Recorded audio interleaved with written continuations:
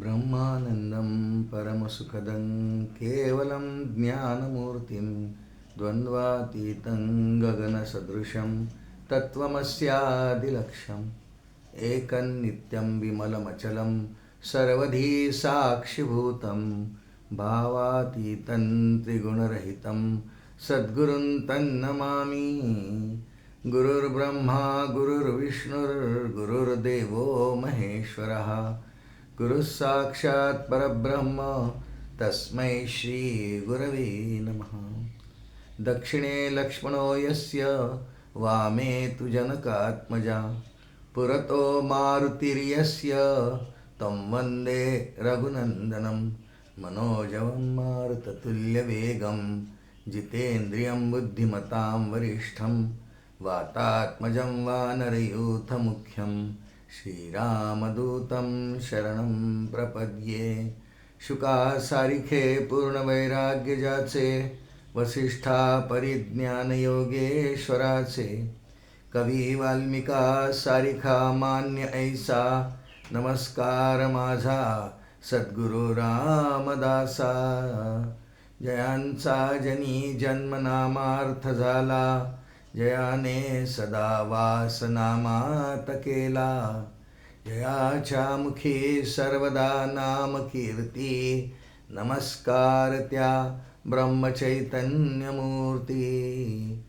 कर्णाची श्रवणीच आवड असो राहो मुखी कीर्तन वाचे नित्य घडो तुझे स्मरणते हस्ती तुझे पूजन। लाभो अर्चन सख्य दास्यचे तुझे हे इच्छिते मनमन। प्रल्हादा गुरुराजयानित तुम्हा माझे असो वंदन। जानकी जीवन स्मरण जय जय राम महारुद्र हनुमान की जय। सद्गुरु समर्थ रामदास स्वामी महाराज की जय। अनंत कोटि ब्रह्मांड नायक राजाधिराज सच्चिदानंद सद्गुरु श्री ब्रह्म चैतन्य रामानंद प्रह्लाद महाराज की जय। सब संतन की जय। जय जय रघुवीर समर्थ। परमपूजनीय सद्गुरूंच्या कृपेने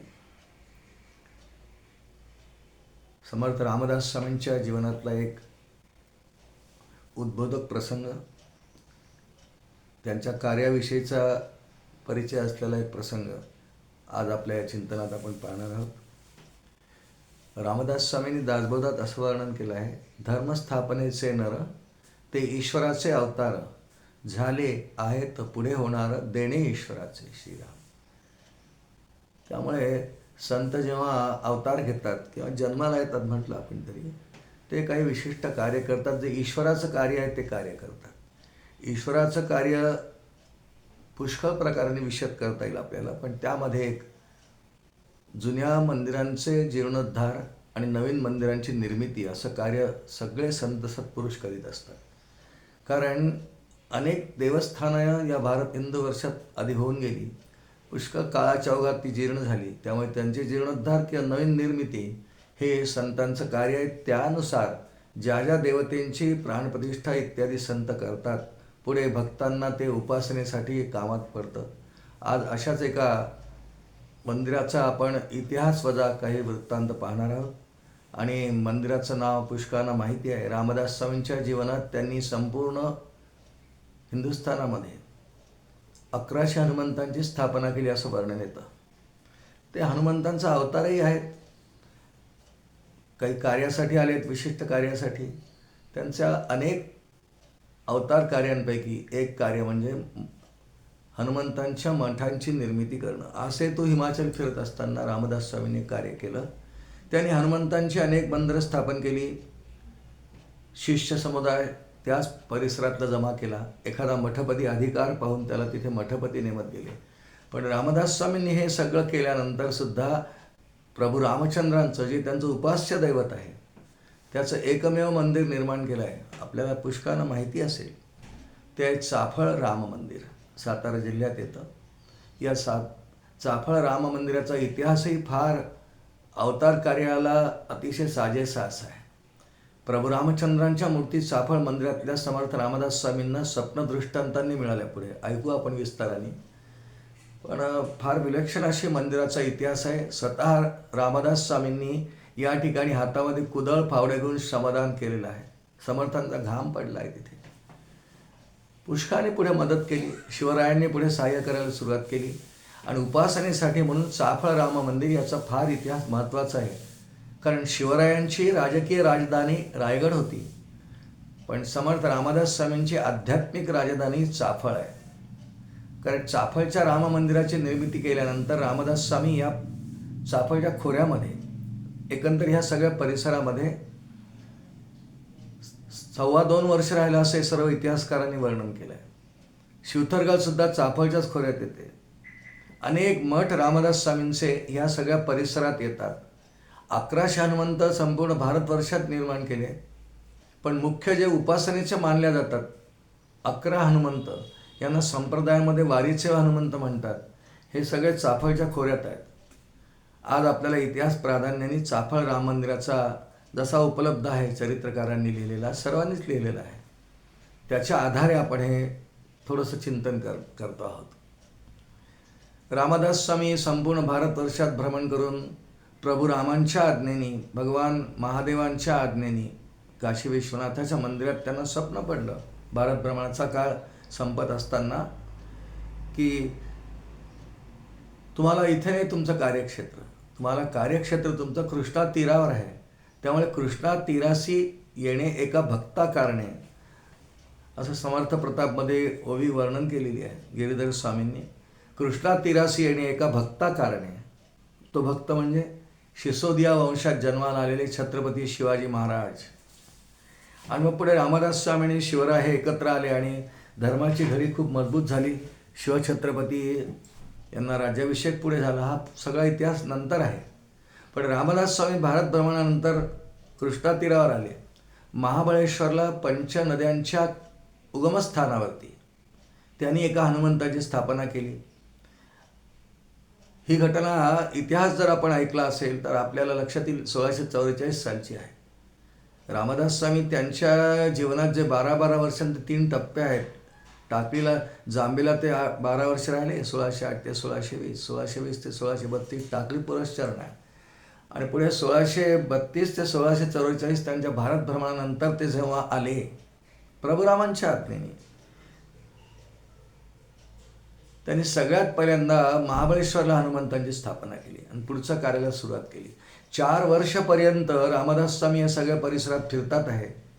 दासबोधात त्यांनी वर्णन करून ठेवल्याप्रमाणे कुग्रामे अथवा नगरे पाहावी घरांची घरे, भिक्षामिसे लहान थोरे परीक्षून सोडावी श्रीराम. सगळ्यांची परीक्षा घेत घेत फिरत होते, नुसते फिरत नव्हते. नित्य नूतन हिंडावे धुंडावे भक्त प्रेमळ. अनेक शिष्य या 4 वर्षाच्या काळात रामदास स्वामींना मिळाले. त्यात कल्याण स्वामी आहेत, अक्का स्वामी आहेत, वेणास्वामी आहेत, त्यात सतीबाई शहापूरकर आहेत, प्रत्येक ठिकाणी मुसळाराम आहेत, भानजी गोसावी आहेत. पुष्कळ यादी आहे मोठी. रामदास स्वामींच्या चरित्र ग्रंथांमध्ये त्यांचे मुख्य 72 शिष्य होते अशी यादी आहे. ह्या सगळ्यांना त्यांनी हुडकलेत. नित्य नूतन हिंडावे धुंडावे भक्त प्रेमळ हे सगळं करतात आहे. मंदिरं हनुमंतांची उभारतात आहे. रामदास स्वामींच्या मनात एकदा विचार आला की आपण हनुमंतांची इतकी मंदिरं रामांच्याच इच्छेप्रमाणे रघुनाथ स्मरोनी कार्य करावे, ते तत्काळची सिद्धी पावे. करता राम हे असावे अभ्यंतरी श्रीराम. हा त्यांचा विश्वास आहे, श्रद्धा आहे. म्हणून दासबोधात ओवी लिहिली आहे, रामचं स्मरण करून करावं. रामराया हनुमंतांची एवढी मंदिरं झाली, एक तुझं मंदिर बांधावं असं म्हणतो. हा विचार रामदास स्वामींच्या मनामध्ये. मसूरला रामनवमीचा उत्सव दरवर्षी होत असे. तिथलं राम मंदिर हे रामदास स्वामी निर्मित नाही आहे, आधीपासून आहे. म्हणून मसूरच्या उत्सवामध्ये रामदास स्वामींना एक प्रेरणा झाली. 1644 साली, म्हणजे नुकतेच भारत भ्रमणाहून आलेले. त्यांना वाटलं की रामाची मंदिरं करावी. आता इतकी केली आपण हनुमंतांची.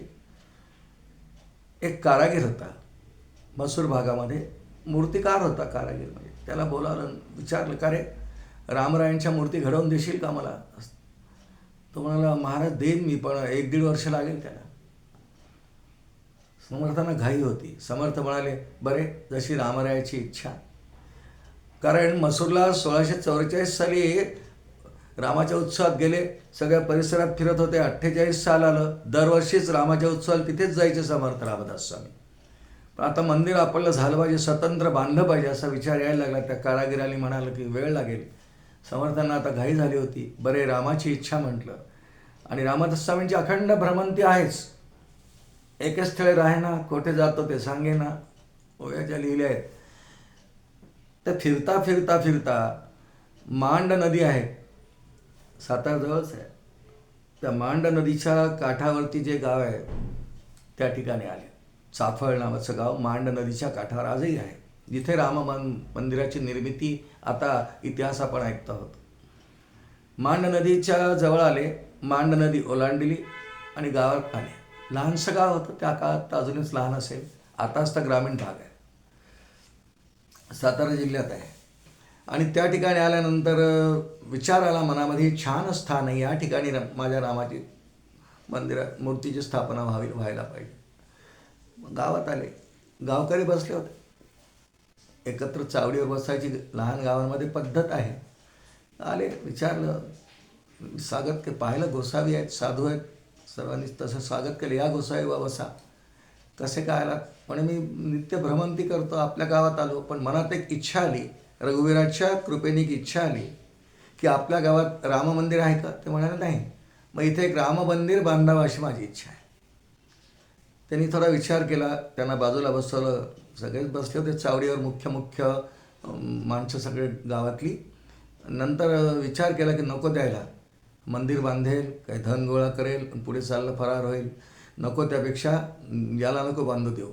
त्यांना बोलावून सांगितलं, हे बघा साधू बाबा, गोसाई बाबा, नाही, आम्ही काही तुम्हाला जागा देऊ शकत नाही.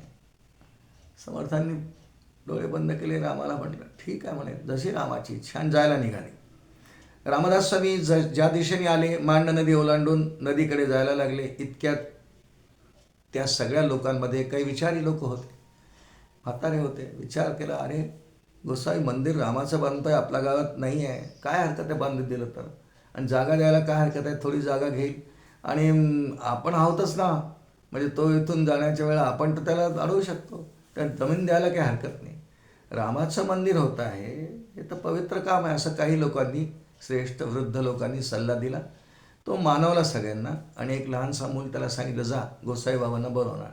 तोपर्यंत रामदास स्वामी नदीपर्यंत आलेले. तो मुलगा आला लहानसा, वर्णन आहे चरित्रामध्ये, 10-12 वर्षाचा मुलगा, कोण कुठला माहीत नाही, गावातलाच. म्हणजे सांगितलं, गोसाई बाबा, गोसाई बाबा, तुम्हाला सगळी माणसं बोलावतात आहे.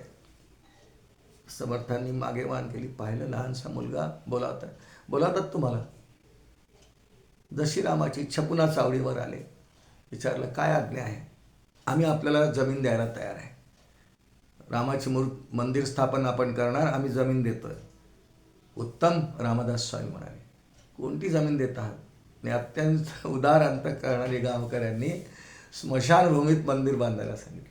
काय उदारता आहे बघा, रामाचं मंदिर. पण समर्थ रामदास स्वामी हसले आणि म्हणाले, फक्त ती भूमी कुठे दाखवता का? आणि त्याप्रमाणे रामदास स्वामी त्या लहान मुलाला सांगितल्यानं, दाखव रे बा. त्या भूमीजवळ गेले.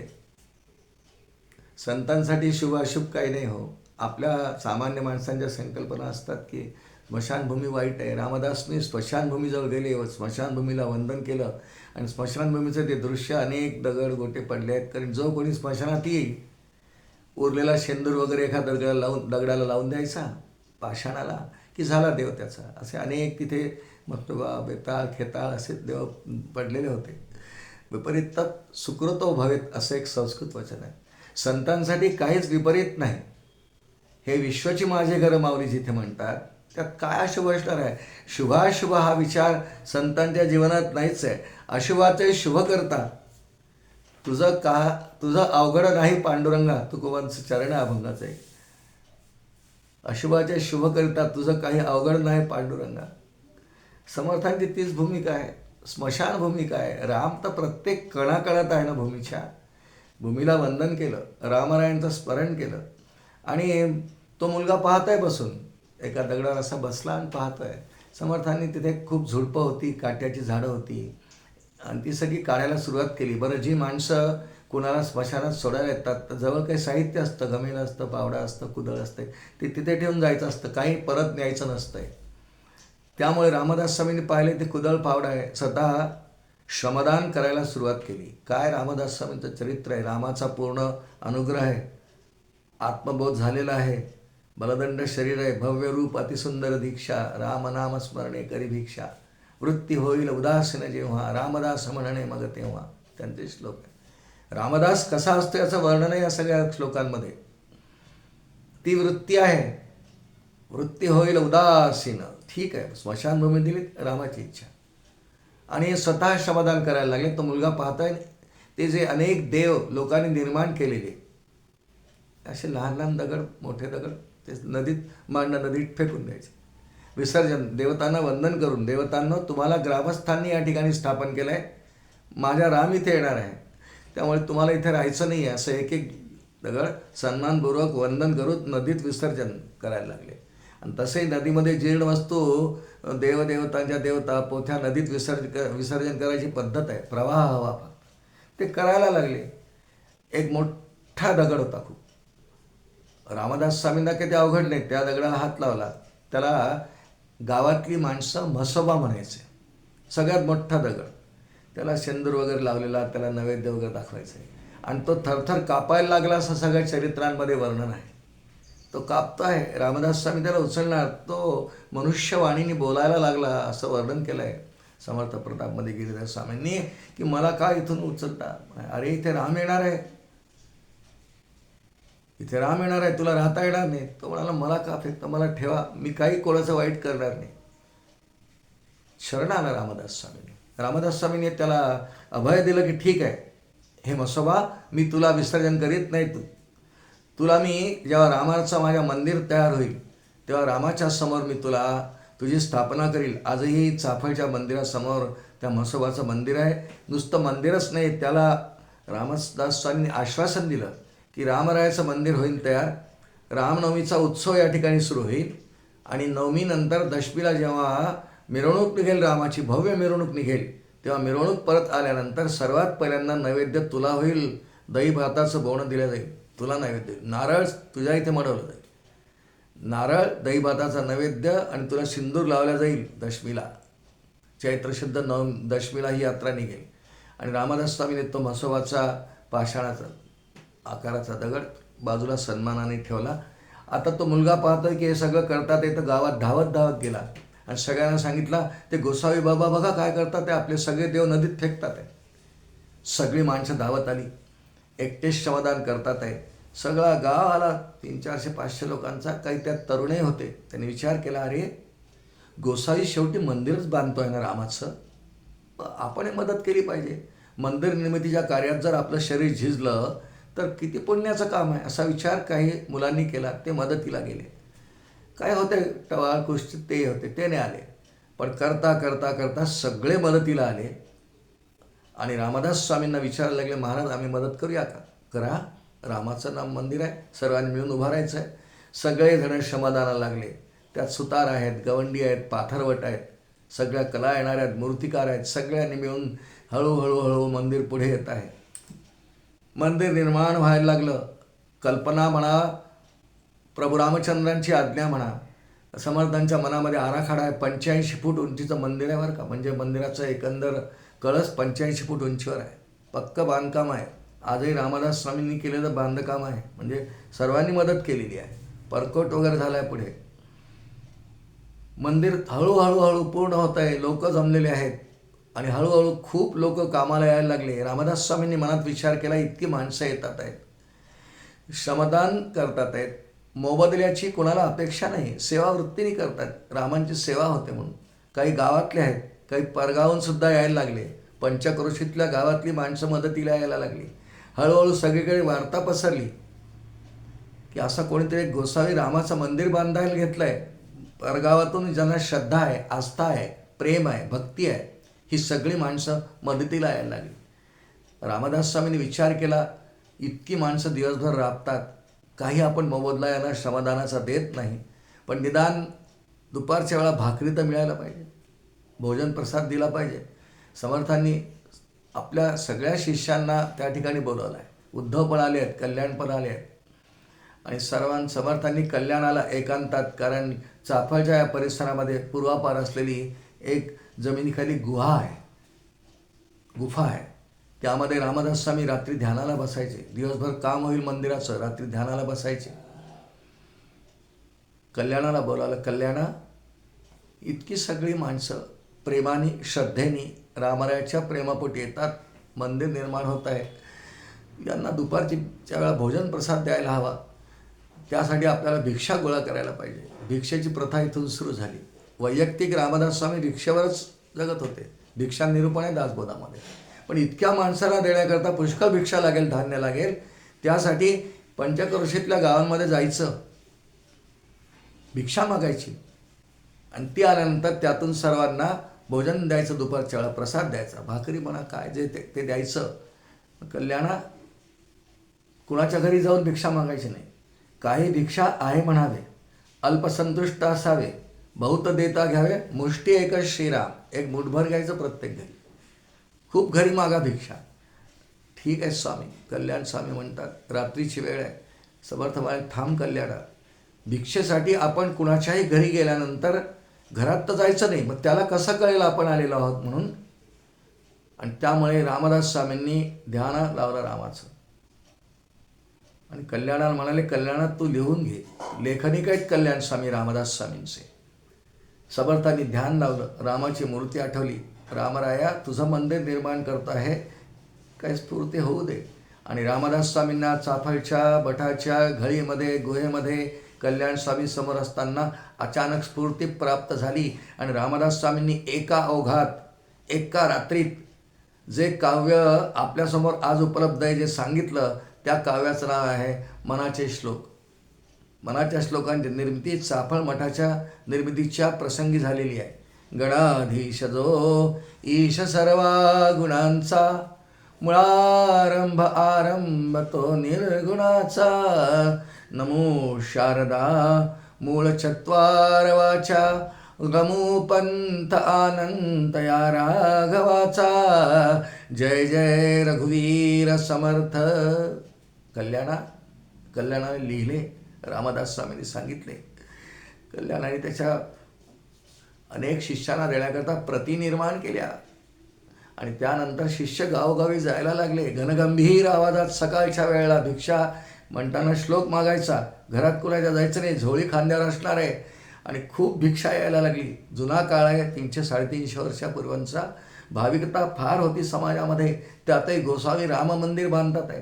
त्या मंदिराच्या निर्मितीसाठी हे भिक्षाद्रव्य आहे, सर्वांना जाणीव असायची. भरू भिक्षा मिळायला लागली. ती भिक्षा आली की त्यातून सर्वांना दुपारच्या वेळेला भोजन प्रसाद रामदास स्वामी द्यायला लागले. हळूहळू मंदिर पूर्ण होत आलं. काही वृद्ध माणसं होती,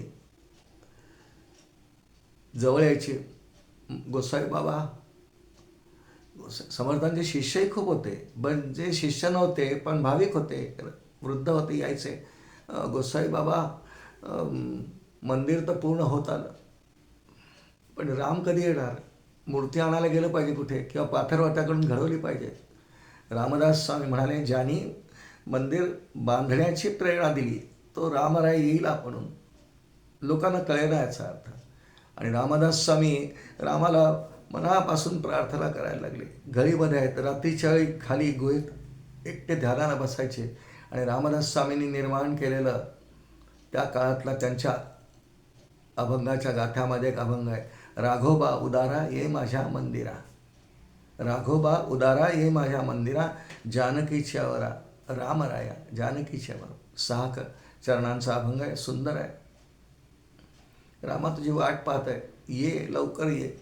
आणि एक दिवस रामदास स्वामींना ब्राह्ममुहूर्तावर थोडं पवडले, निद्राधीन असताना सकाळी थोडी झोपायचे 12 ते 3च्या दरम्यान. या प्रहरामध्ये रामरायांनी स्वप्न दृष्टांत दिला, नारायणा रामदासा, मंदिर झालंय, पूर्ण होत आलेलं आहे, तुला माझी मूर्ती हवी ना, जा, इथून जवळ अंगापूर नावाचं गाव आहे, अंगापूर नावाचं गाव आहे, त्या अंगापूर नावाच्या गावात जा आणि त्या ठिकाणी डोह आहे, कुंभार डोह, कृष्णा नदी आहे. त्या नदीच्या पात्रामध्ये माझी मूर्ती ब्रह्मदेवाने निर्माण केलेली मूर्ती आहे, ती घेऊन ये. रामदास स्वामींना सप्तदृष्टांत झाला. सकाळी उठले, कुणाला सांगितलं नाही. अंगापूर साधारण 10-12 मैलांच्या अंतरावर चाफळपासून आहे. कुणालाही सांगितलं नाही आणि एकटे तडक निघाले. सर्वांना आश्चर्य वाटले, गोसावी सकाळी उठून कुठे गेले. रामदास स्वामी संध्याकाळपर्यंत अंगापूरला पोचले, एकटे पायी. अंगापूरच्या डोहाजवळ गणेशाचं मंदिर आहे, आजही आहे. त्या मंदिरात रात्री मुक्काम केला, गणेशाला प्रार्थना केली आणि दुसऱ्या दिवशी समोर नदी आहे, पाहिलंय.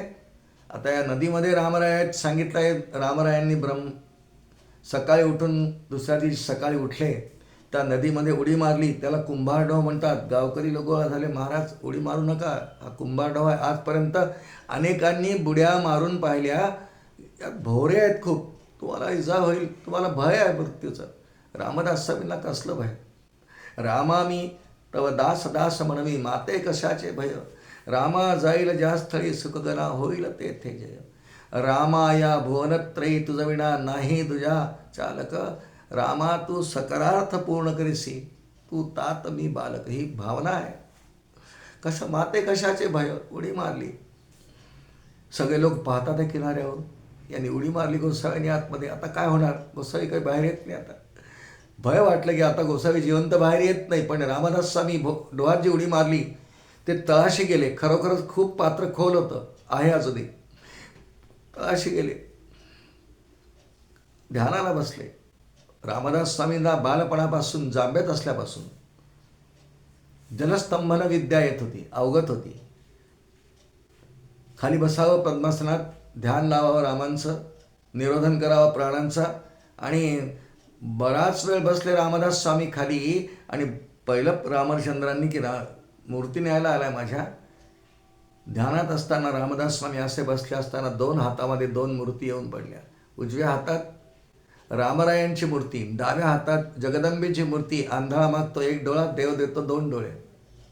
2 डोळे मिळाले. रामदास स्वामींनी उलटा सूर मारला, वर आले. ती नदी, तिथे विहीर होती, विहिरीच्या काठावर ठेवली, तिला वंदन केलं, तिला अभिषेक केले आधी. आणि आता रामदास स्वामी ती मूर्ती घेऊन आपल्या झोळीत टाकणार, इतक्यात गावकरी धावत आले. तोपर्यंत झुंजमुंज झालंय, उजाडलंय. गावकरी आले, गुराख्याची मुलं तिथे गुरं चारत होती. गावात जाऊन सांगितलं, आबा बाबा काका मामा, अंगापूरची माणसं, गोसावी आला एक, आपल्या कुंभार डोहात उडी मारली, एक मूर्ती सापडली आणि घेऊन चाललाय. सगळे गावकरी धावत आले. रामदास स्वामींना अडवलं, काय करताय तुम्ही. ते म्हणाले, मूर्ती घेऊन चाललंय, तुम्हाला नेता येणार नाही. म्हणाले, आमची आहे. समर्थ हसले, तुमची. आमच्या गावातल्या डोहात मिळाली ना मूर्ती, आमची आहे. जुन्या काळी मोगलांच्या आक्रमणाच्या काळात ह्या मूर्ती ही दोन्ही मूर्ती गणेश मंदिरात होत्या. पण मोगलांच्या आक्रमणाच्या काळामध्ये आमच्या पूर्वजांनी विहिरीत टाकल्या असतील कदाचित, त्यामुळे आमच्या आहेत, न्यायच्या नाही. रामदास स्वामींनी पुन्हा रामाला वंदन केलं. रामा काय तुझी इच्छा आहे. हात जोडले. त्यांना म्हणलं, ठीक आहे, मूर्ती आपल्या गावातली आहे, आपली हक्काची आहे, राहू देतो इथे. तिथेच ठेवली, विहिरीच्या काठावर ठेवली. रामदास स्वामी तडक चालायला निघाले. ते वेगाने निघूनही गेले. गावकऱ्यांना खूप आनंद, जल्लोष करायला गेले, हो करून. आणि आता मूर्ती उचलावी आणि पुन्हा गणेश मंदिरात प्रतिष्ठापना करावी. उचलायला लागले 2-3 माणसं, उचले ना. 4 माणसं उचले ना. 8 माणसांनी उचले ना. कळे ना असं कसं झालं, मूर्ती इतकी जड कशी काय झाली, इतकं वजन कसं वाढलं मूर्तीचं, कळे ना. आणि विचार केला काही त्यातल्या वृद्ध माणसांनी, नाही, गोसावी अत्यंत अधिकारी आहे. रामरायांची इच्छा त्यांच्यासोबतच जायची आहे, अधिकारी आहे.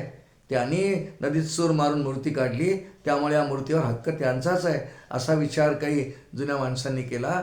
तो सर्व गावकऱ्यांना सांगितला. सर्वांना मान्य झालं. तडक सगळे गावकरी, त्यातले निवडक काही लोक चाफळकडे जायला निघाले. संध्याकाळपर्यंत तिथे पोचले. रामदास स्वामी बसलेले आहेत. साष्टांग दंडवत घातला, क्षमा मागितली, महाराज चुकला, मूर्ती आपल्याला मिळाली, आपलीच आहे, आपण घेऊन या, आमच्याच्याने उचलत नाही. समर्थ हसले. जवळ अनेक शिष्य उभे आहेत, अनेक शिष्य आहेत. त्याचा अधिकार पाहून त्यापैकी भानजी गोसावी यांना बोलावलं. भानजी, जा चाफळ, जा अंगापूरला आणि मूर्ती घेऊन या, झोळी घेऊन जा, झोळीत घालून या. लोकांना कळलं की हा इतका किडकिडतोय भांडीभाव, कसा काय एवढी जड मूर्ती आणणार. सगळे गावकरी अंगापूरचे भानजी गोसावी यांना घेऊन गावात गेले. त्या नदीच्या काठावर मूर्ती आहे. भानजी तिथे आले, मूर्तीला वंदन केलं, समर्थांचं स्मरण केलं. रामदास स्वामींना विनंती केली, महाराज आपल्या आज्ञेमुळे मूर्ती आणतो आहे. मूर्तीला हात लावला, ती फुलं कापसासारखी हलकी झाली. ती घेतली, झोळीत टाकली. गावकऱ्यांनी त्यांनाही वंदन केलं, जय जयकार केला. राजाधिराज प्रभू रामचंद्र महाराज की जय. सगळे गावकरी त्या भानजी बाबांबरोबर पुन्हा चाफळला आले. रामदास स्वामींना विनंती केली, महाराज मंदिर तयार झाल्यानंतर आम्हाला उत्साहात सहभागी करून घ्या. रामदास स्वामी म्हणाले, अवश्य. रामरायांची मूर्ती आपल्या गावात मिळाली आहे, आपल्याला अवश्य मान मिळेल. आणि म्हणून मंदिर निर्मितीनंतर रामदास स्वामींनी जे अधिकार बहाल केले पंचक्रोशीतल्या सर्व ग्रामस्थांना, त्यापैकी अजूनही अंगापूरच्या सगळ्या माणसांना, म्हणजे अंगापूरच्या माणसांपैकी कोणाला तरी अजूनही निशाणीचा मान आहे. निशाणी म्हणजे रथाच्या पुढे जो ध्वजदंड असतो, भगवा ध्वज, त्याची काठी हातात घेण्याचा मान हा अजूनही अंगापूरच्या लोकांना आहे. कारण मूर्ती त्याच गावात सापडली आहे, म्हणून त्याला तो मान दिला आहे रामदास. रामरायांच्या मूर्ती आल्या, मंदिर पूर्णतेला गेलं. आणि म्हणून रामदास स्वामींनी स्वहस्तांनी स्थापन केलेल्या मूर्ती आहेत श्रोते हो. 1644 मध्ये रामदास स्वामी आले भारत भ्रमणानंतर, आणि 1648 शके 1570 म्हटलं आहे, शके 1570 सर्वधारी नाम संवत्सर तेव्हा होता. रामदास स्वामींनी स्वहस्तांनी, सगळे शास्त्र जाणत होते, रामरायाच्या मूर्तीची स्थापना चाफळच्या मंदिरात केली. हळूहळू ओघ वाढायला लागला. आज सज्जनगडावरती जी सांप्रदायिक उपासना म्हटली जाते श्रोते हो, या उपासनेच्या पुस्तिकेची म्हणा किंवा त्यातल्या कवनांची निर्मिती, निवड ही स्वतः रामदास स्वामींनी केली. 1660 पासून ही उपासना पद्धत रूढ झालेली आहे. सर्व सवाया, अष्टक इत्यादी, रामरक्षा, भीमरूपी स्तोत्र यांची रचना आणि किंवा निवड करून ही रामदास स्वामींनी एकत्र केली आणि समर्थ सांप्रदायिक उपासना चाफळला सुरू झाली. ही सगळी निर्मिती रामदास स्वामींनी चाफळचं मंदिर निर्माण केल्यानंतर खूप गावी भक्तांना कळायला लागली, सगळीकडे वर्णन व्हायला लागले, चाफळच्या रामाचं वैभव वाढायला लागलं. शिवरायांच्या कानावरती बातमी गेली की रामदास गोसाव्यांनी चाफळला एक रामरायांची मूर्ती स्थापन केलेली आहे आणि त्या मूर्तीचं खूप वैभव आहे. शिवरायांकडून त्या मठासाठी, मंदिरासाठी काही सणं द्यायला लागली, उत्सवांसाठी वगैरे, पण अजूनही शिवरायांची रामदास स्वामींची भेट नाही आहे. ते स्वतंत्र प्रकरण आहे, शिवसमर्थ भेट या नावाने. रामदास स्वामींनी ज्या मूर्ती स्थापन केल्या आहेत चाफळला, मगाशी आपण पाहिलं की अंगापूरच्या डोहातून त्या मिळाल्या. या जरा वेगळ्या प्रकारच्या मूर्ती आहेत, त्याचं वर्णन ऐकू आपण थोडं. 2 मूर्ती मिळाल्या ना, एक ही प्राणप्रतिष्ठा सर्वधारी नाम संवत्सरात चाफळला केली आणि एक पुढे देवीच्या एक जगदंबेची मूर्ती मिळाली होती. ती रामदास स्वामींनी यथासमय 2 वर्षांनी, जेव्हा रामदास स्वामी परळीच्या किल्ल्यावर आले होते, सज्जनगड तेव्हा त्याचं नाव नाही आहे, ते पुढे मिळालं. शिवरायांनी जेव्हा पुढे तो 1673 साली काबीज केला आदिलशहाकडून, त्याला सज्जनगड नाव पुढे पडलं. तिथे सज्जनांचा मेळावा भरला वगैरे. पण रामदास स्वामींनी जगदंबेच्या मूर्तीची प्राणप्रतिष्ठा सज्जनगडावर जेव्हा केली, ती एक तटसंरक्षण देवी म्हणून, तिला अंगलाई देवी असं म्हणून नाव आहे. आपण कधी गडावर गेला असाल तर शिवाजी दरवाजातून आत गेल्यानंतर डाव्या हाताला एक जगदंबेचं मंदिर आहे, तिला अंगलाई देवी असं नाव आहे. तिथे तिची प्राणप्रतिष्ठा. पण चाफळला ज्या रामांची प्राणप्रतिष्ठा झाली, अंगापूरच्या डोहात मिळालेल्या फार सुंदर अशी मूर्ती आहे आणि जरा वेगळे पण आहे. रामाचीच मूर्ती आहे, कारण ब्रह्मदेवाने निर्माण केलेली मूर्ती असं वर्णन आहे. हिच्या हातात धनुष्यबाण नाही आहे, दोन्ही हातामध्ये कमलपुष्प आहेत, क्षत्रिय मूर्ती आहेत. उजव्या हाताला लक्ष्मण आहे मूर्तीच्या आणि डाव्या हाताला सीतामाई आहे. ही सगळी मूर्ती रामरायांची रथावर आरूढ असलेली आहे. भोगमूर्ती हीच आहे, अजून चाफळला भोगमूर्ती हीच आहे. सीता आणि लक्ष्मण डाव्या उजव्या बाजूला, हातामध्ये त्यांच्यात चामर आहेत, ते रामरायांमध्ये वारा घालतात आहे. रामांच्या दोन्ही हातामध्ये कमलपुष्प ही मुख्य मूर्ती जी समर्थांना मिळाली डोहामधून, ती तिथे भोगमूर्ती म्हणून अजूनही आहे. तिचीच प्राणप्रतिष्ठा झाली, तिचीच पूजा आहे. पण सध्या ज्या मूर्ती आहेत ते वेगळं आहे. त्याचा इतिहास 2 मिनिटांनी ऐकू आपण. मूर्ती रथारूढ आहे. रथाचं सारथ्य कोण करतं माहिती का? हनुमंत करतात. हनुमंत सारथी आहेत. असा रथारूढ ही मूर्ती आहे. समर्थांनी स्वतः या मूर्तीची पूजा अर्चना केलेली आहे. या मूर्तीसमोरच सांप्रदायिक उपासना सुरू झालेली आहे. समर्थांनी म्हसोबाला कबूल केल्याप्रमाणे रामाच्या अगदी समोर, रामाचं तोंड पूर्वेकडे आहे, पूर्व भागाला म्हसोबाची स्थापना केली, मंदिर बांधलं आहे आणि रामाचा उत्सव सुरू केला. पुढे आधी मूर्ती स्थापना केली, श्रीरामांचा रामनवमीचा उत्सव सुरू केला. त्या उत्सवाच्या रथोत्सवामध्ये म्हणजे दशमीला, नवमीला उत्सव रामांच्या जन्माचा, दशमीला पहिला नैवेद्य त्या म्हसोबाला आजही देण्याची पद्धत आहे. श्रोते हो, रामदास स्वामींचं वेगळेपण अजून एक आहे. आपण ऐकलंय मगाशी, संपूर्ण भारतात 1100 हनुमंतांची स्थापना, चाफळच्या आजूबाजूच्या परिसरात एकंदर 11 मुख्य हनुमंतांची स्थापना. यांना वारीचे हनुमंत म्हणतात. त्यापैकी 11 हनुमंतांपैकी ते चाफळला स्थापना राम मंदिराच्या आजूबाजूला केली. एक हनुमंत चाफळच्या रामांच्या समोर, डोळ्यासमोर, त्याचं मंदिर अगदी समोर आहे, अगदी दाभाऱ्यातून दिसतं. हा हनुमंत रामदास स्वामींनी जे 2 प्रकारचे हनुमंत स्थापन केले, एक दासमारुती, एक वीरमारुती. त्यापैकी हा दासमारुती आहे, म्हणजे हात जोडलेला. दासमारुती हे भक्तीचं प्रतीक आहे. हा दास्य भक्ती करणार आहे. त्यामुळे जे दर्शनाला येतात त्यांना दास्य भक्ती नेमकी हनुमंतांनी कशी केली याचं स्मरण होतं आणि त्यांनी दास्य भक्तीने राहावं हे सूचित करण्यासाठी रामदास स्वामींनी एक दासमारुती निर्माण केला. रामांच्या मागे काही अंतरावर रामदास स्वामींनी अजून एक हनुमंत स्थापन केला. तो मात्र वीर मारुती, उग्र मारुती आहे. म्हणजे हात उगारलेला आहे, पायाखाली दैत्य आहे. कोटीच्या कोटी उड्डाणे झेपावे उत्तरेकडे, मंदराद्री सारिखा द्रोण क्रोधे उत्पाटीला बळे, हे जे वर्णन केलं आहे रामदास स्वामींनी, वीर मारुती हात उगारलेला, याची स्थापना चाफळच्या मंदिराच्या रामांच्या पाठीच्या मागे आहे. असे 2 हनुमंत रामदास स्वामींनी चाफळला निर्माण केलेले आहेत. रामदास स्वामींनी नुसतं मंदिर स्थापन नाही केलं. या मंदिरासाठी खूप झटले रामदास स्वामी. संप्रदाय खूप वाढला. मगाशी बोलल्या गेलं आहे की चाफळचं राम मंदिर ही रामदास स्वामींची आध्यात्मिक राजधानी आहे. 2.25 तप रामदास स्वामी या परिसरात राहिले. शिष्य संप्रदाय वाढला, मठ निर्माण झाले आणि आतून सगळ्या शिष्यांना आज्ञा होती की सर्वांना सगळ्या प्रकारचं शिक्षण, आध्यात्मिक शिक्षण आणि बलोपासनेचं शिक्षण. आणि या बलोपासनेतून सगळ्या शिष्यांना आतून प्रेरणा होती की शिवरायांच्या कार्यात मदत करायची, सैन्यात भरती व्हा. शिवरायांच्या सैन्यामध्ये रामदास स्वामींचे अनुग्रहित अनेक शिष्य होते. हा सगळा प्रवाह तिकडे आहे. दोन्ही प्रकारे त्यांचा समर्थांनी प्रवास सुरू ठेवला.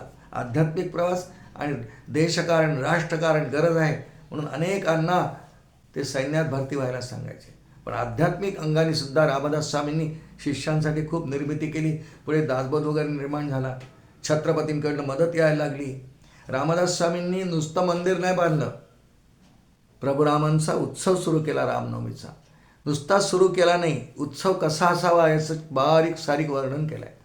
उत्सव कोणताही म्हटला की त्या उत्सवाची पुष्कळ अंग असतात. रामदास स्वामींनी गुढीपाडवा ते हनुमान जयंती उत्सव सुरू केला आणि मग गुढीपाडव्याला कीर्तन कोणी करावं हे ठरवून ठेवलं. त्यांच्या काळात जितके शिष्य होते, रामदास स्वामींना शहापूर गावामध्ये सतीबाई नावाच्या एक शिष्या मिळाल्या. मोठी त्यांची कथा स्वतंत्र वेगळी आहे.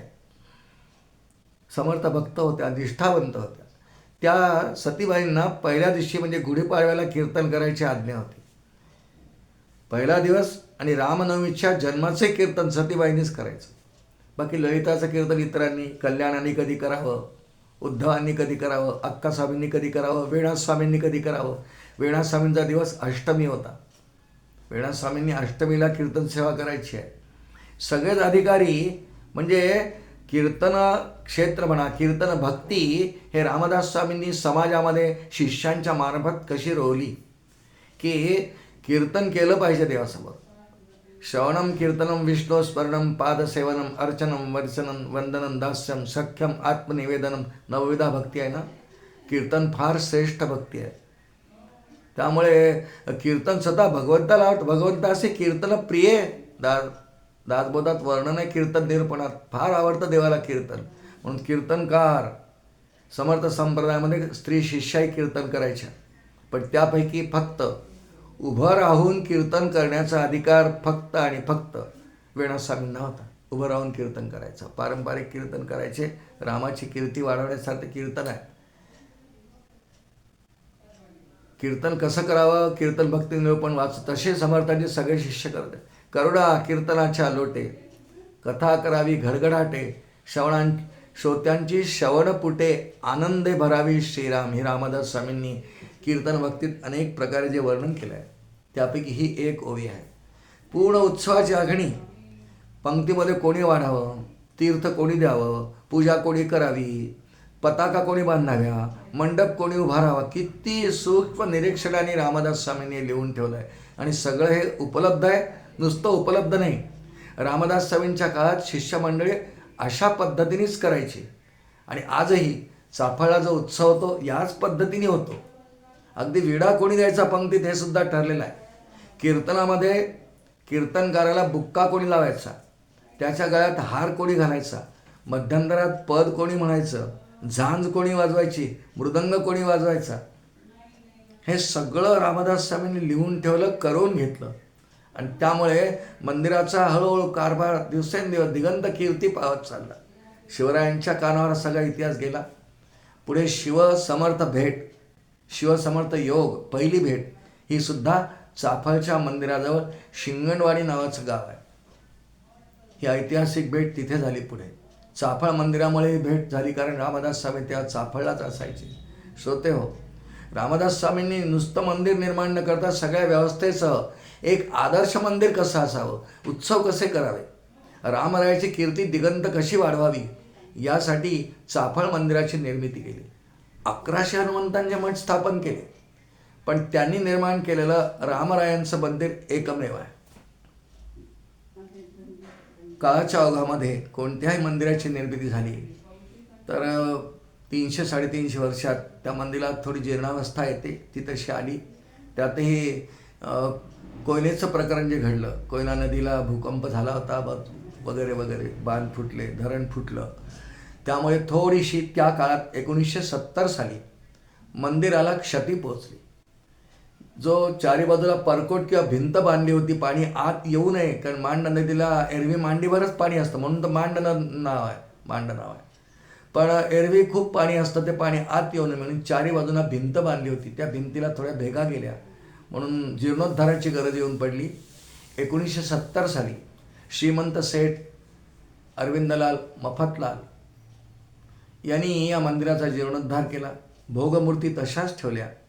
पण काळाचा ओघ, काळाप्रमाणे नवीन मूर्तींची आवश्यकता निर्माण झाली. भक्तांना मोठी मूर्ती दर्शनाला पाहिजे म्हणून त्यांनी जयपूरहून राम, लक्ष्मण, सीता यांच्या सुंदर संगमरवराच्या मूर्ती आणल्या आणि ती प्राणप्रतिष्ठा 1970 साली, कारण समर्थांनी स्थापना केली सर्वधारी नावा संवत्सर 1648, म्हणजे 322 वर्षानंतर जीर्णोद्धार झाला.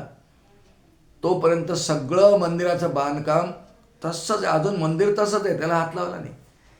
मंदिराचं फार वेगळं महत्त्व आहे. श्रोते हो, श्रीराम मंदिर चाफळ हे एक फार वेगळंच प्रकरण आहे. कारण ह्या मंदिराच्या निर्मितीमध्ये प्रत्येक भिंत बांधताना की आता सगळे शिष्य श्रमदान करतात, मला काही नाही करायचं असं लोडाला टेकून बसायची पद्धत रामदासी संप्रदायात रामदास स्वामींनी नाही पाळली. स्वतः रोज श्रमदान करायचं. रामदास स्वामींचा घाम गळला आहे.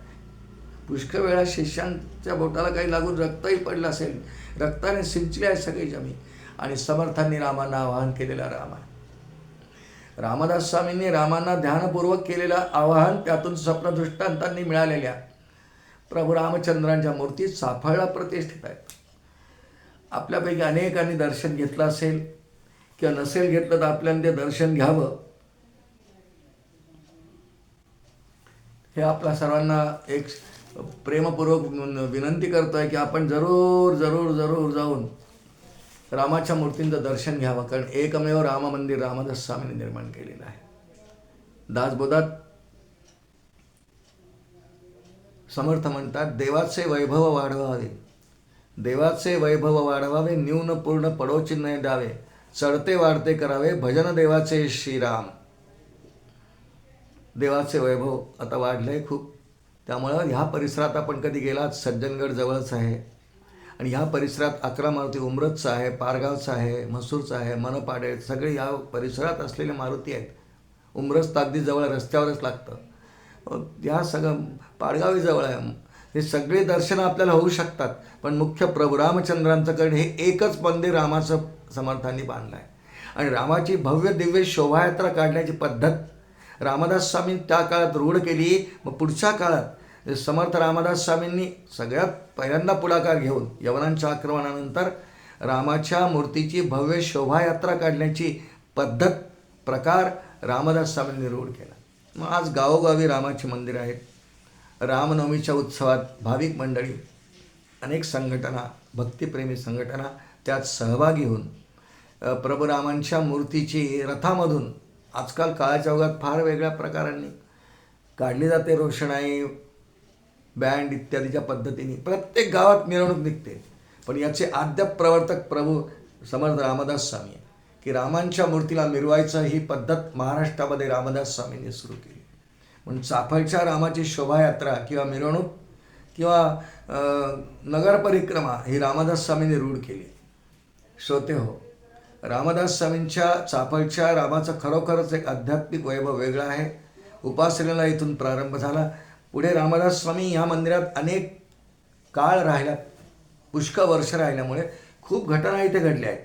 या सगळ्या घटना आपण जर का ऐकत गेलो तर फार विस्तार होईल, पण पुष्कळ घटना आहेत. एक छोटीशी घटना बोलतो आणि मग आपण आजचं चिंतन थांबवू. कल्याण स्वामी खूप काळपर्यंत रामदास स्वामींच्या जवळ सावलीसारखे आहेत. त्यांचे लेखनिक आहेत.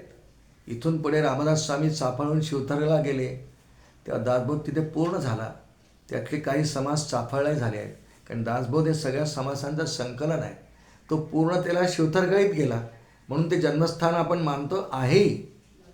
रामदास स्वामींनी शिवथरगळ आणि चाफळ या 2 ठिकाणीच फक्त गणेशाची स्थापना केली आहे. चाफळ मंदिरी निर्मिती जेव्हा सुरू केली, सगळ्यात पहिला गणपती बाप्पाची स्थापना केली. 2च गणपतीच्या मूर्ती स्थापन केल्या, लहान आहेत अगदी, कारण निर्विघ्नं कुरु मे देव म्हणून चाफळ आणि शिवथरगळ, सुंदरमठ शिवथरगळ या 2 ठिकाणी श्री गणेशाची स्थापना केली.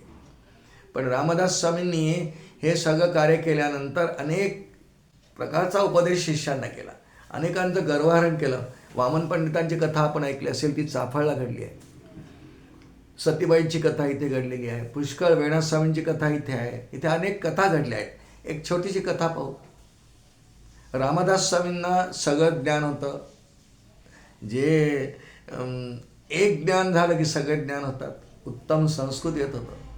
त्याचप्रमाणे त्यांची प्रतिछाया ज्यांना म्हणतात, कल्याण स्वामी संस्कृतचे उत्तम जाणकार होते. पण अनेकांना वाटायचं, विशेषतः जे रामदास स्वामींच्या शिष्य संप्रदायामधले नाही आहेत, परगावचे कोणी भेटायला आले, कल्याण स्वामी नेहमी खाल माने घालून दासच्या भक्तीने रामदास स्वामींसमोर हनुमंतांसारखे उभे असायचे. वेळ प्रसंगी बसायचे. ते जे बोलतील पटकन लिहून घ्यायचे, इतके तत्पर. त्यामुळे अनेकांना वाटायचं की यांना काय येत आहे. एकदा खूप मोठे संस्कृतचे विद्वान पंडित, अधिकारी संस्कृतचे विद्वान पंडित, त्यांच्या कानावर कीर्ती गेली, वार्ताच कौतुकवती विमलाच विद्या. हे थांबत नाही. कौतुकवती वार्ता असेल तर ती स्वयंप्रसरती म्हटलेले फार पसरते. त्याप्रमाणे अनेकांच्या कानावर वार्ता गेली की इथे गोसावी रामभक्त आहे, रामाचं मंदिर निर्माण झालं. अनेक जण यायचे. एकदा संस्कृत काही पंडित विद्वान हे रामदास स्वामींच्या दर्शनाकरता आले. रामस्वामी दर्शन घेतलं. कल्याण तिथे उभेच होते. यांना असं वाटलं की समर्थाने संस्कृत येत नसावं, यांनी मराठीमध्ये हे सगळं बोलतात, प्राकृतात बोलतात. बरं, रामाची इच्छा असं म्हणतात, आपण तर संस्कृत ज्ञानी आहोत. तर समर्थांनी ओळखलं की यांना यांच्या ज्ञानाचा अभिमान झाला आहे आणि कल्याणाकडे कुत्सित बुद्धीने पाहतात. सेवेत असती आणि सेवे इतकं दास्यभक्ती म्हणजे सेवाच आहे. सेवा म्हणजे दास्यभक्ती आहे. इतकी मोठं काही नाही, कारण पुढे सख्य आणि आत्मनिवेदन दोनच भक्ती राहतात. त्यामुळे आपल्या कल्याणाचा अधिकार यांना कळावा. हे विद्वान जरूर आहेत. समर्थ खाली बसले, कल्याणाला बसवलं. ते विद्वान 10-12 मंडळी बसले आणि त्या मंडळींना कल्याण स्वामींचा अधिकार कळावा म्हणून रामदास स्वामींनी एक लीला केली. कल्याणा, तुझं संस्कृत येते काय? हे बकरीची भाषा आहे. कल्याणा, तुझंशी संस्कृत येते काय? कल्याण म्हणाले, महाराज आपली कृपा असेल तर काय येणार नाही महाराज. समर्थ किंचित हसले. कल्याणाच्या डोक्यावर हात ठेवला. कल्याण, आपण एक खेळ खेळू. काय महाराज? मी 2 चरण म्हणतो संस्कृतमध्ये. चरण, 2 चरण. तू उरलेले 2 चरण, 4 चरणांचा एक श्लोक आपल्याला करायचा. तू करशील का? महाराज आपली कृपा असेल तर काय होणार नाही. मी करील असं नाही म्हटलं. मी करता ऐसे म्हणसी तेणे तू कष्टी होसी. राम करता म्हणता पावसी यश कीर्ती प्रताप श्री रामदास बोधात लिहिलं आहे. समर्थ अगदी कल्याण स्वामी समर्थांचे इतके एकनिष्ठ भक्त आहेत की सगळं राम करताय किंवा समर्थ करते आहेत. राम किंवा गुरु हे सद्गुरू आहेत, ते राम एकरूप आहेत. होय महाराज, आपल्या कृपेने होईल. समर्थांनी मग सुरुवात केली. संस्कृत श्लोकाचे 2 चरण समर्थांनी म्हणावे आणि कल्याणाने काही विलंब न करता समर्थांच्या चरणांकडे पाहून हात जोडून ते चरण पूर्ण करावे. ते विद्वान थक्क झाले हो. पर एक श्लोक झाला, समर्थ थांबले नाही. दुसरा श्लोक म्हटला, तोही कल्याणांनी पूर्ण केला. 2 चरण समर्थांचे, 2 चरण कल्याणाचे, असं हे एकंदर आहे. ते संस्कृत पंडित घाबरलेच, धबकले. आपण याला कुत्सित म्हणत होतो, त्यांना संस्कृत ज्ञान आहे. बरं, एकही चूक नाही. दीर्घ स्वरामध्ये स्वरयुक्त आणि अत्यंत अस्खलित वृत्तबद्ध केलेले श्लोक ते म्हणायला लागले. 1, 2, 3, 4, 5, 6 करता करता 40 श्लोक निर्माण झाले. 2 चरण समर्थांचे, 2 कल्याणाचे 40 श्लोक हे समर्थांच्या वाङ्मयामध्ये उपलब्ध आहेत. ह्या प्रकरणाला समर्थांच्या सांप्रदायिक वाङ्मयामध्ये या वाङ्मयाला दासगीता असं नाव आहे. ही दासगीतेची निर्माण हे चाफळच्या मठात झालेलं आहे. श्रोते, ते संस्कृत पंडित इतके खजील झाले. रामदास स्वामींना शरण आले. कल्याणा नमस्कारा, महाराज क्षमा करा, आपला उभयतांचा अधिकार आम्हाला कळा. काय शिष्य आहे आपला, काय आपल्या किती आपल्या इतका प्रतिसमर्थ म्हणतात ते काही खोटं नाही महाराज. मुख्य शिष्याचे लक्षण दासबोध. सद्गुरू वचनी विश्वासपूर्ण अनन्य भावे शरण या नाव शिष्य श्रीराम. हे जे वर्णन केलं आहे ना शिष्य लक्षणांमध्ये, रामदास स्वामींनी दासबोधामध्ये जी वर्णन केलं आहे, दासबोधाच्या पूर्ण निर्मितीमध्ये सगळ्यात मोठा समास 200 समासांपैकी ओवी संख्येच्या दृष्टीने सगळ्यात मोठा समास शिष्य लक्षणांचा 104 ओव्यांचा आहे. त्यातली ओवी आहे सद्गुरू वचनी विश्वासपूर्ण. इतके निष्ठा. वास्तविक कल्याण स्वामींच्या चरित्रात असा कुठे उल्लेख नाही की ते शिकायला गेले, संस्कृत शिकले, अध्ययन केलं, वेदाध्ययन केलं, काय उल्लेख नाही. पण गुरुकृपा काय नव्हे ज्ञानदेव म्हणे. माऊलींनी असं वर्णन केलं आहे ज्ञानेश्वरीमध्ये, म्हणून माझे नित्य नवे, म्हणून माझे नित्य नवे श्वासोच्छवासे प्रबंध व्हावे. गुरुकृपा काय नव्हे ज्ञानदेव म्हणे. सद्गुरूंना शरण गेले, त्यांच्या कृपा झाली ना तर पंगुन नंगहे ते गिरीम. अतिशय सत्यवचन आहे. असा इतिहास पुराणांमध्ये खूप वर्णन आहेत की नुसत्या सद्गुरूंच्या दृष्टिक्षेपाने सुद्धा पूर्ण परिवर्तन होऊन त्याच्यात तो ज्ञानी झाला अशी वर्णन आहेत. कल्याण स्वामी त्यातले आहेत. हे दासगीता प्रकरण जे आहेत आपल्याला थोडक्यात जे सांगितलं, अशा अनेक अनेक घटना, अशा अनेक अनेक गोष्टी चाफळच्या मंदिरामध्ये खूप घडलेल्या आहेत. श्रोते हो, चाफळचं राम मंदिर ही समर्थांची एक निर्मिती आहे. पुन्हा पुन्हा म्हणतो आहे, 1100 हनुमंतांचे मठ आणि रामाचं एकमेव मंदिर चाफळला असलेलं समर्थ रामदास स्वामींनी निर्माण केलं. ही ईश्वराची योजना, रामांची योजना.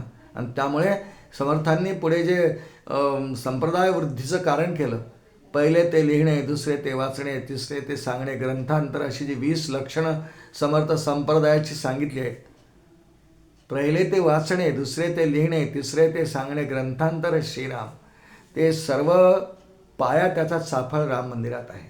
म्हणून रामदास स्वामींच्या एकंदर चरित्रामध्ये चाफळच्या रामाला एक अनन्य स्थान आहे. श्रोते, पुष्कळ काळ रामदास स्वामी इथे राहिल्यानंतर पुढे शिवरायांच्या इच्छेप्रमाणे मग परळीच्या किल्ल्यावर पुढच्या काळात गेले आणि आपल्या अवतार कार्याची समाप्ती रामदास स्वामींनी पुढे सज्जनगडावरती केली. माहिती आहे आपल्याला दास नवमीच्या दिवशी.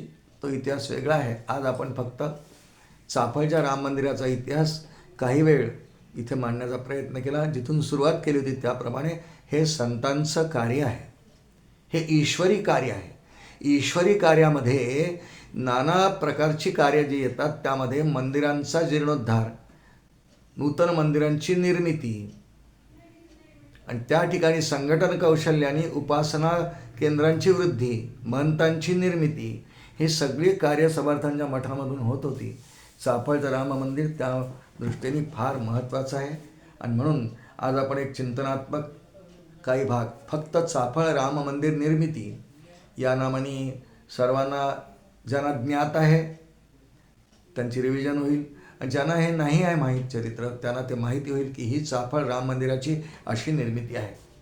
इतका असा इतिहास आहे आणि हे सगळं अनेक इतिहासकारांनी, श्रद्धावंतांनी ज्यांनी रामदास स्वामींची चरित्र लिहिलेली आहेत त्या सर्वांनी याचं वर्णन खूप विस्ताराने केलेलं आहे. म्हणून पुन्हा एकदा शेवटी आपल्याला पुनरुच्चार करतो आहे की आपण सर्वांनी चाफळला जाऊन प्रभू रामचंद्रांचं दर्शन घ्यावं. रामदास स्वामींनी निर्माण केलेली मूर्ती आहे. हनुमंत आहेत 2. सगळा परिसर आजही छान रम्य आहे. उपासनेचं केंद्र आहे. मोठा उत्सव रामनवमीचा तिथे होतो. आपणास शक्य असेल तर एखाद्या रामनवमीच्या उत्सवातही तिथे जाण्याचा प्रयत्न करावा. श्रोते हो, प्रभू रामचंद्रांची सेवा, रामदास स्वामींचे सेवारूप हे जे चिंतन आपल्यासमोर आज ठेवलेलं आहे ते समर्थांच्या कृपेने आपल्यासमोर ठेवलं आहे.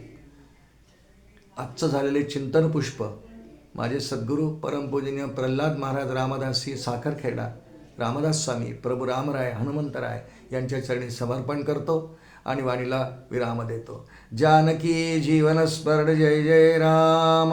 महारुद्र हनुमान की जय. सद्गुरु समर्थ रामदास स्वामी महाराज की जय. जय जय रघुवीर समर्थ.